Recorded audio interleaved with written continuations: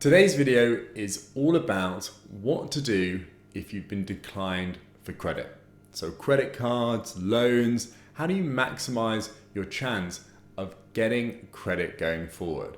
And if you're worried or anxious that you're not going to be able to be approved in your current situation, what do you do to maximize that chance and only apply when you're confident you're going to get it? Now that is the topic for today's video. So let's jump in. Hi, my name is James Corsia and welcome to the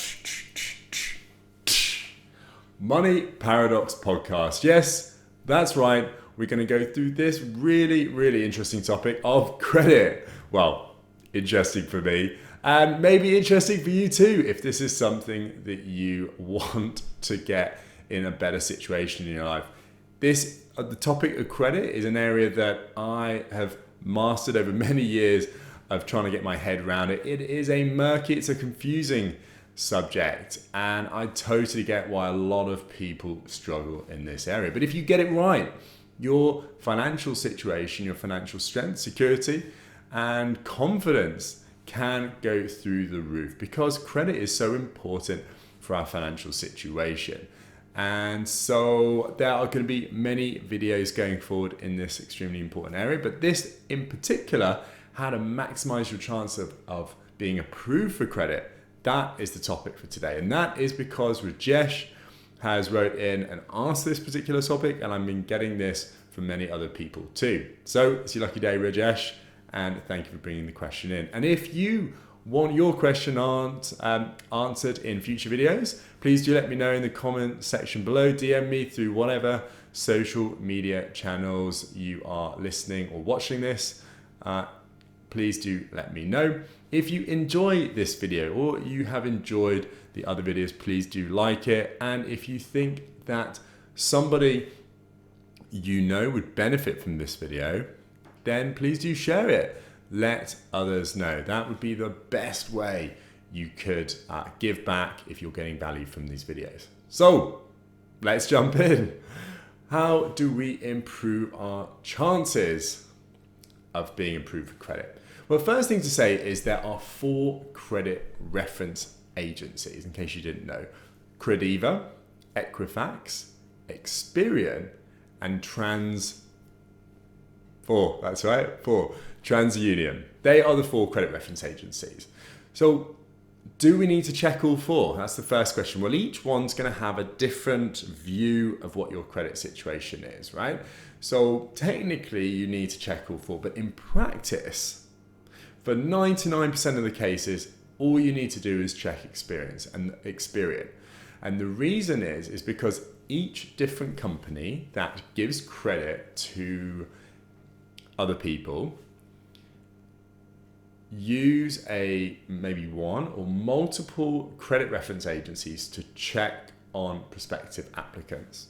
Now the reality though is because Experian is so big, it is by far the biggest, almost always those different companies use Experian. So if it's on your Experian credit reference on your credit history, that's it, then that is what you should be conscious about. If it's on the others but not on Experian, then it's less important, okay? But if you're super worried, you've got something really concerning you, go check out all 4. But that's the main one, Experian, okay? Now, effectively, there's some things that these agencies can collect and other things they can't. So the first thing is you really need to understand what it is that they can collect, and 2, what specifically they have on record for you. And to do that, you need to actually check your credit reference, right? So you can go and actually apply for an account with Experian online and do it that way, or you can use what I use, which is moneysavingexpert.com. They have a great tool called Credit Club. So just search for Credit Club online, and this is for the UK. Then what they do is you can set up an account with that moneysavingexpert.com Credit Club. You can set up an account with them, and they have a portal through into Experian, and they can gather that data and provide it to you within that platform. I personally think it's a really powerful platform. It's the whole organization that actually offers that, moneysavingexpert.com, have a suite of really awesome tools you can go check out. And I really like their vision and what they're trying to create in that organization. So you can trust that what they're providing you is well presented and a true reflection of your situation. So set up an account with moneysavingexpert.com Credit Club. But the first thing I want to kind of point out around that is when you apply for that account, you've got to be careful. Make sure that the information you use when you set up that account is accurate. If you're unsure about any of the information you need to fill that in, then go away, check, be confident before you set it up. And the reason why I say that is because credit reference agencies are very worried about setting up an account for you if they're not 100% sure that the information you've given, that they're giving you access to, the credit account that they're giving you access to, that isn't yours, right? So if there's any discrepancies between what you're giving them, what information you're giving them, and what they have on record, they're just going to decline it or ask for further information. As soon as they do that, it becomes very difficult. So make sure you have all that information. And if you don't, go away, find out, double check. So things like when you moved in, specific addresses you stayed at, they're the kind of things people get a bit vague about, especially if it's 2-3 years ago. All right. Now, when you have set up that account on Credit Club, then you'll have access to some really cool information. You'll have access to your actual credit reports. You can go in and look through it, and you'll see specifically what it is that's in there. The information that sits within that credit report is what they, as a company, does a credit search against you.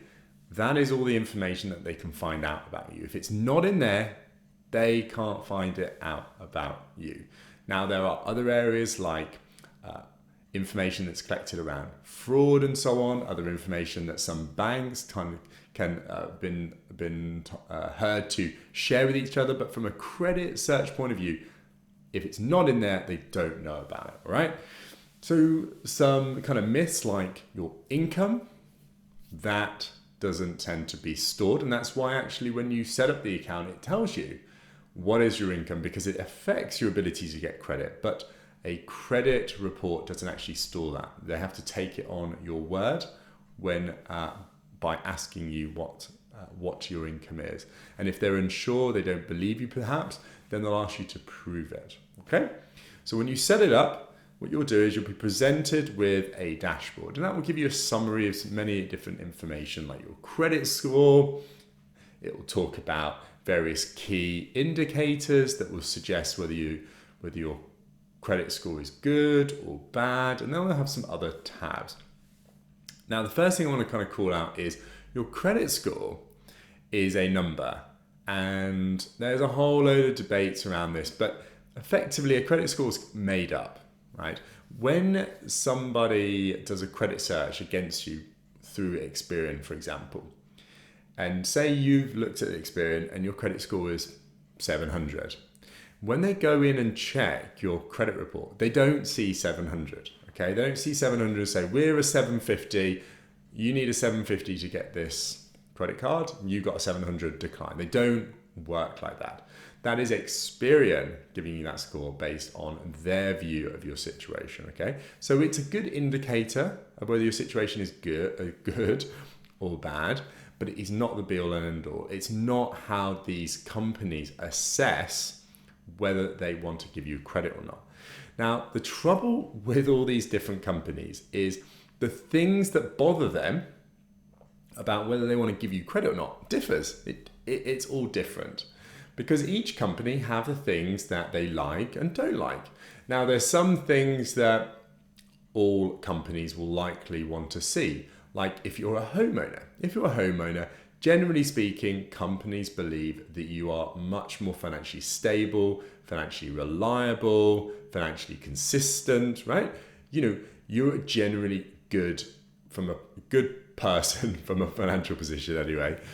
So a homeowner is a general tick for most people, right? But other things like how much credit you have, okay, might be good or bad for different organizations. And that's because some companies might say, oh, you have access to a lot of credit. That's great. That means that you've got access to this credit, but you're not using it. It means that you are financially in a really good position that you don't need to access that credit. But another company might say, well, you've got access to a load of credit.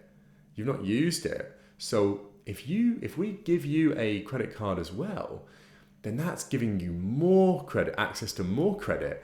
And therefore, if you want to go out and spend a huge amount of money tomorrow across all of these accounts, then you could get yourself into a really sticky situation. We don't like that. That's too risky for us. So it depends on the company. So then you might say, well, what do I do? How do I know how to best set up my situation to get the highest chance of getting credit? And two, how do I know what it is specifically for that particular company? Well, that is why this website, this account that you're setting up is so powerful, right?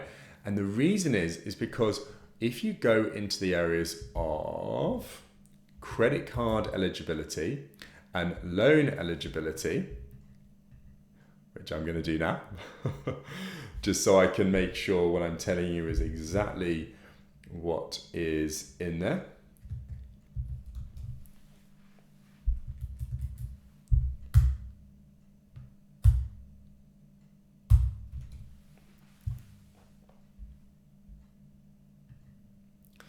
What you got in there is your credit card eligibility. So if you wanted to apply for a credit card today, and you want to apply to the credit card that gives you the biggest likelihood of getting one, then you go into this area. You go into credit card eligibility, right? And then you click on the type of credit card that you want. So for example, if you wanted a credit card, so you could take it out and actually be able to access that money, okay? So you could take a credit card out and then actually take that credit out as money, as cash into your bank account, so you can spend it as you wish, right? Pay off debts, do whatever you want. Then you can go to money transfer cards. So that's effectively a credit card where you're able to transfer the money into a bank account to spend it as you wish, right? But what it will do is it will rank every card that it can access, and it will review your credit situation, your financial situation, based on all the information that you told it, plus all the information it can see within your credit report. And then it will give you a probability of how likely you are to be approved for that particular credit card, right? So it will list Tesco, Lloyds, Barclays, Halifax, all of the various credit cards that are out there. It will list them all from most likely to least likely, okay? And so what you can do is you go through them and you say, all right, so I'm looking at top ones, and I go through from top to bottom and I look at which is the highest credit card on the list that I would be happy to take out. Now, at the moment, there are many credit cards that are 0% promotional offers. And why this is so good is because, many credit cards, I've done this, and many people I know have done it, is you can take a credit card out with 0% interest. And that is because credit is so readily available right now. Interest rates set by the Bank of England are extremely low. And as a result, the cost of credit to banks is very low. So if they believe that you are low risk to give credit to, as in you're very likely to pay that back, they're willing to give you credit for free essentially, or for a small fee to take as a transfer fee, but very low costs. And the reason they do this, and this is a big warning, the reason they do this is to get you on their credit card, because okay, so you take a credit card out and you might have 18 months at 0% interest. But what they're hoping you do is that you get to the end of the 18 months, you still have credit on there, and then it reverts back up to the higher rate. And credit cards at the higher rate, they default to 20, 30%, very, very high interest rates. So all of a sudden, you're paying a lot of interest on that money. And if you're in a situation in 18 months' time when you have this debt on your credit card, you aren't able to pay it off because of your financial situation, what happens? It just stays on there and you pay interest every month. And that is how credit cards make their money. They make their money by you just keeping some form of debt on that credit card and you just pay interest every month. You might pay a bit off, then you spend a bit more money on it, and it just stays like that. And they make a huge amount of money from people doing that, and that is what they're hoping. So before I go on, this is a big word of warning. If you do not feel you are able to confidently navigate this process and get credit without worsening your situation financially long term, do not do it. If you can do it in the right way, you can get 0% interest and apply that and use it for investments and so on, or do it to clear other debt that has a higher interest rate on it. So overall, you're paying less money in financial costs. Great, amazing to do that. But it is dangerous because if you take this debt out and you're not able to manage it properly, then you can get yourselves into a much worse position. So imagine you're in a situation where you have £20,000 worth of debt and it's got interest and it's in through various places. A common way to manage that is you will do a debt consolidation. So you'll take a credit card for 20,000 or maybe two £10,000 ones. You might take a loan out on a much lower interest rate, clear all that debt and then put it on the credit card. But the trouble with that is it suddenly improves your credit situation, because now all you have is one or two credit cards or loans on your credit file and you're paying it off, right? And everything else is cleared. Trouble with that then is that they then, these organizations then offer you more credit. And so what do you tend to do? Go out and get more credit. Or you then revert back to much higher interest rates after the promotion offers and then start paying a lot of money again. Okay, so be warned when you go into this world, right? So putting that word of warning to one side, okay, if you want to make sure you get a credit card, then this is a great way to do it. Pick the type of credit card you want, find a really high likelihood. So, I'm talking, you ideally want to be doing at least 80% likelihood and at the minimum 70%.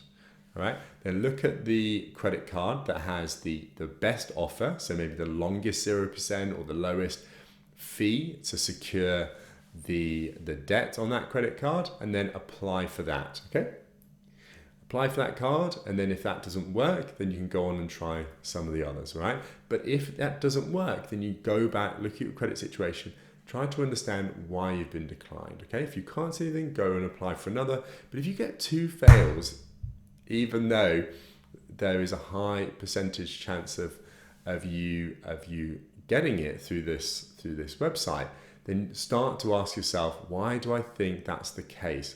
Was it because I recently took out another credit card? Maybe I should go check out those other credit files. All right, I'm going to talk about some of the other credit cards you can take out because there's many offers within this, just to make sure you're getting the right credit card. So a money transfer card is where you take money, take debt on a credit card, and then you can just move it to your bank account. So you spend it as you wish. A balance transfer credit card is when you take out a credit card and then you can move that debt from this new card, from an old credit card that maybe is charging you a higher interest rate to this new one where it's, for example, 0%. And overall, you're paying less in finance costs. A 0% spending card is where you're able to purchase on that credit card at 0% interest, right? You can go out, spend things, maybe you've got some big purchases coming up. That is a great choice in that circumstance. There is also another area called bad credit cards or bad credit cards. And that's when your situation's not good, you maybe defaulted on some payments before, or you don't have any credit history. So many companies don't want to lend to you because you're high risk. Well, what do you do? Because you need to start getting credit and start paying that off regularly to prove to these companies that you can be trusted with credit going forward. Now, the best way to do that is you go for one of these bad credit cards, and they're usually credit cards that have very low limits, maybe high interest rates. But what you do is they have a much higher chance of you being approved for them. So you can apply for one of those, get that credit card, and then what you do is you just start spending on it. It doesn't have to be much, just spend on it each month and make sure you pay it off each month in full. And by doing that, you build up a track record of trustworthiness around being able to manage your own financial situation, your own credit. Okay. Next one is, and these ones are more if you don't actually need credit as in like debt for something specific, you want to be able to maximize the benefits you get from credit cards. So you're going to be spending money each month anyway, so why not get some great bonuses as a result? Well, the next one you can get is cashback cards. So every time you spend on that card, you can get some money back, right? So it might be 0.5%, for example, okay? It's going to list out all of those credit cards, tell you what you're going to get from those credit cards and tell you the likelihood you're going to get it. So you've got cashback cards, and then the other two ones are travel cards. So cards that maybe you have preferential rates when you spend abroad. For example, the Halifax Clarity card is amazing. When you go and spend abroad, there is basically zero cost for taking money out abroad or making purchases abroad. There's a small fee, but it's much, much smaller than many other of the companies out there. And then the last one is airline cards. So when you spend on them, you get points for flights and so on for trips in the future, right? So very popular with people who want to make the most of their benefits from when they spend money on those cards. Okay, so I'm not going to go into those in detail, but I wanted just to let you know all the different types of cards available. Now, the other type of credit that you can get is loans, right? So credit cards is very informal, it's very easy. They'll give you a limit. You can then take some debt out on that credit card, but it's much more flexible, right? Much more movable. With loans, what you'll do is you'll apply for a specific amount of money over a specific period of time that you're going to repay it, and you have to commit to that. So you may say, right, I want to borrow £10,000 and I want to do that over 5 years, and I'm going to pay that money back each month.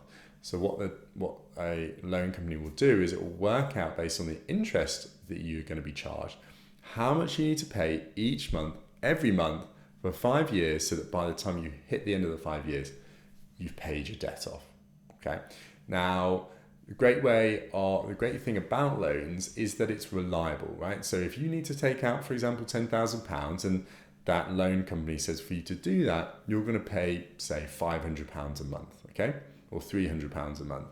Then you can look at your financial situation. You say, well, the money coming in versus money going out, can I afford £300 a month? But if that's the case with a healthy margin, then great, you can do that. So as long as you remain in that financial situation for the next 5 years, then you will be able to take that loan out and follow through and keep paying it off reliably. But with a credit card, it just sits there. You owe that money, and in 18 months' time, for example, when that promotional rate ends, if you've still got £10,000 on there, you've got to pay £10,000 back. It's a lot of money. So it takes a lot more control and rigor and discipline to make sure you pay off the debt on a credit card, whereas a loan, it kind of does it for you. So popular for that reason.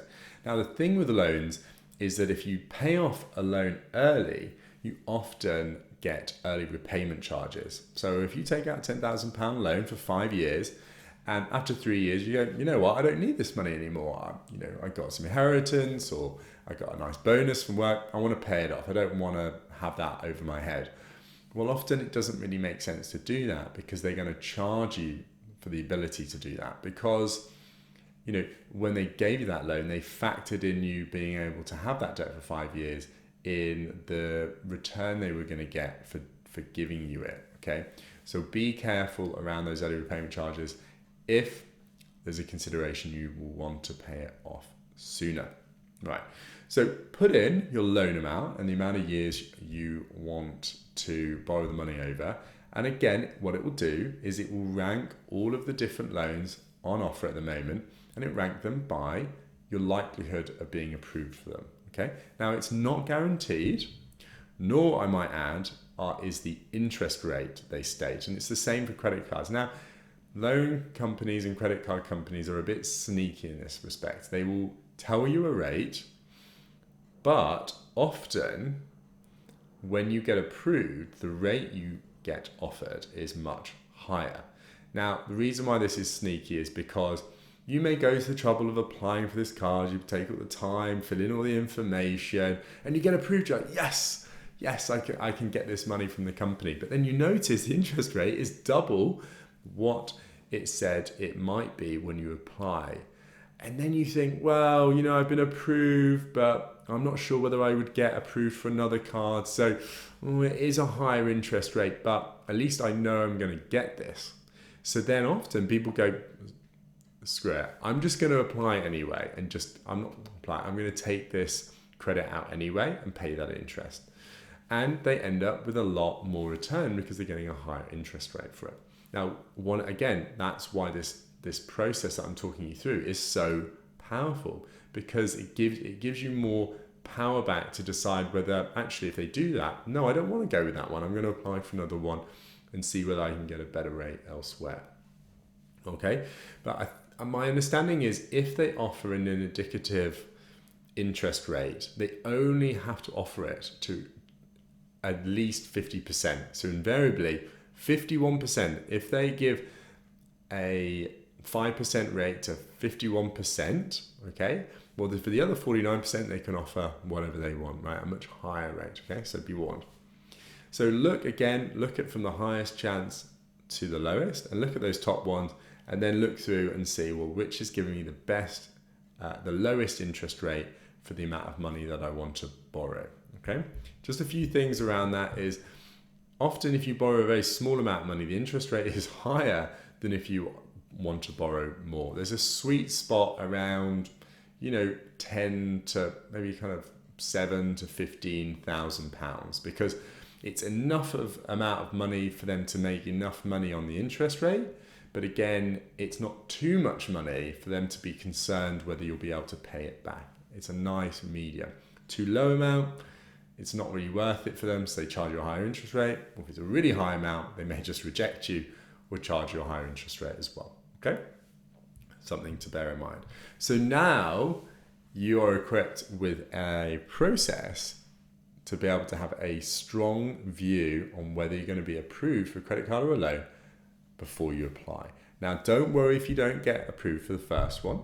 Try a second one, but if you're getting rejected twice, go back, check other agencies, go through your credit report to think, is there something that's going on here? Maybe I put information that was incorrect there. Don't just keep applying, because every time you apply for credit, you often get, most of the time, you get a hard credit search, okay? And what that means is it's a search on your file that officially becomes a search on your credit file for credit, okay? So when you then go to apply to another credit card or loan, that company will know you have formally applied for another form of credit. So that other company is going to think, well, why have they done that? Well, if it's one, it's not going to be a big deal. But if, for example, it searches your credit file and there are 3 hard credit searches on your file, it's going to think, well, what's going on here? Is this person desperate? He's applying to definitely at least 4, including me, for credit. Does it really need this money? Has it been rejected by those other 3? Well, then maybe I should reject it if everybody else is rejecting them, this person. Or it might think, well, maybe it got approved for all of those other 3 forms of credit, and I can't see what that credit is yet because it hasn't actually hit their credit file yet. So they could have got £10,000 on each of those first three credit applications. Well, I have no idea how much money of credit they've now got. Maybe that's way too high and I'm not comfortable in doing that. It's a big question mark, essentially. So they're just going to reject you outright often, okay? So you really want to be selective with your credit searches. And generally speaking, within 3 months, it has a big influence on your credit score. Within 6 months, it still has a decent impact. And then after that, it starts to be a lot less of a factor. And I think it stays on your credit file for say 12 or 18 months, but it's the first 6 months that is most important. And that's because by the time 6 months have passed, then it knows, one, whether you actually got credit for that application because it will filter through onto your credit file. And two, it knows you're not desperate. You've waited a whole 6 months before you've applied for another credit file. So it's almost like a reset for these companies, okay? So if you've built up a few credit searches, wait 6 months, relax, chill, and then go at it again in a much more empowered way through the process I've talked you through. Now, there is a whole load more I can talk to you about this subject, and I definitely will in future videos, but I hope you found this useful. If you have, please do like, please do hit the subscribe button if you want to hear of my future videos. If you think there's somebody in your life, family member, friend, that would really benefit from what I talked through, please do share it. And finally, if there are videos that you'd like me to cover off in future, topics that are really concerning you that you want me to address and talk through, questions you want me to answer, let me know in the comment section, DM me, whatever, and I'd be more than happy to do that. That's all from me. I hope you have a great week, and I'll see you next week. Bye-bye.